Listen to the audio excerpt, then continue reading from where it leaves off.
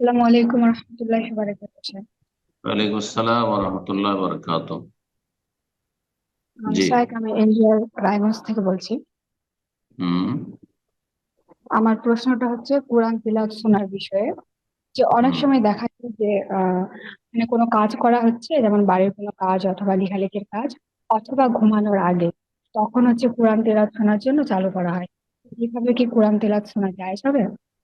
জাযাকাল্লাহ খাইর। বারাকাল্লাহু ফিকুম। যদি অঙ্গ প্রত্যঙ্গ কাজ করছে, হাত পা কাজ করছে, ধর পাক শাক করছো, আর সেই সময় কোরআন তেলাওয়াত চলছে, আর নিয়মিত কোরআন মানে শুরু থেকে শুনতে আস, ঠিকভাবে মনোযোগী হয়ে শুনছো, শুধু অঙ্গ প্রত্যঙ্গ গুলি কাজ করছে, তাহলে তো ঠিক আছে, জায়েজ আছে। কিন্তু যদি দেখা যায় যে আমি এই রুম থেকে ওই রুমে চলে যাচ্ছি, মাঝে মাঝে শুনছি, আবার মাঝে মাঝে শুনছি না, কোরআন চালিয়ে রেখে দিচ্ছি, কিছু শুনলাম কিছু শুনলাম না, অমনোযোগী হয়ে, আহ তাহলে কোরআন বন্ধ করে দিতে হবে। এভাবে কোরআনের অবমাননা, কোরআন এইভাবে চালিয়ে রাখা ঠিক নয়।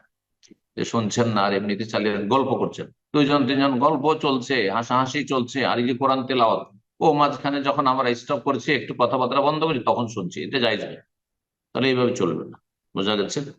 বারাকাল্লাহ ফিক।